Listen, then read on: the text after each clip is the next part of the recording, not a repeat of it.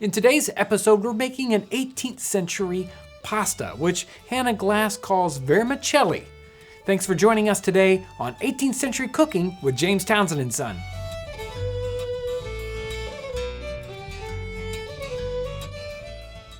Pasta was not a common dish in 18th century England or in America, but it was introduced into the market in the late 17th century, and it shows up in cookbooks as one thing, as vermicelli. Hannah Glass, in her 1770 cookbook, references vermicelli maybe a half a dozen times. The most interesting recipe is the one in the very back, where she says how to make vermicelli. She apparently wasn't very happy with the imported version, so she gives a recipe for a very simple egg noodle, and that's what we're going to be making today. We're going to start off with a fairly small batch here. Hannah Glass's recipe is simplicity indeed. It is nothing but, it says simply, mix egg yolks with some flour. Started off with about a cup of flour, and to that added 6 well-beaten egg yolks.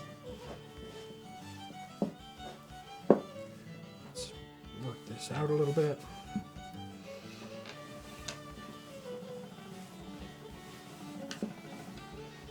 So there's our very simple dough. Just work it up into a stiff paste. Now the recipe calls for rolling this out as thin as possible.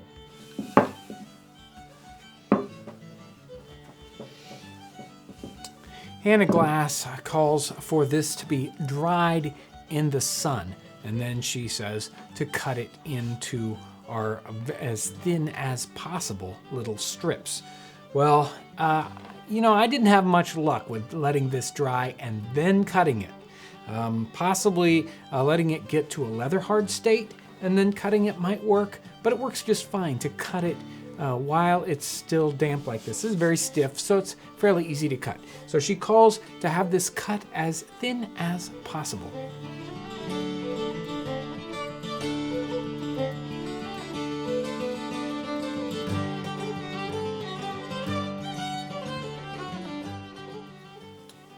Got these cut up. Let's put them out on a sheet to dry. We do have these new baking sheets at James Townsend and Son. These are standard tin and formed up in shape like baking sheets were pictured in Diderot's encyclopedia. So if you're looking for a nice small baking sheet in 18th century design, we've got these available now.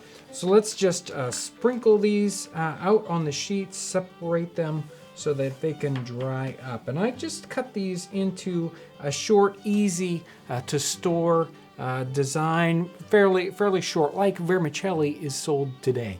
Hannah Glass says if you want to speed up the process and use these right away, you can slowly dry these in the oven or set them by the fire, as she says, and they'll dry in 15 or 20 minutes. Mine took a good bit longer. I just set mine in my modern oven with it off, and the pilot light was enough to dry these out overnight. I know I'm going to get a question about a gluten-free version of this, and of course you can try this out with something like oat flour or maybe rice flour if you want to make your own sort of 18th century vermicelli without using wheat. So in the next couple of episodes, we're going to be using these vermicelli noodles in several different recipes.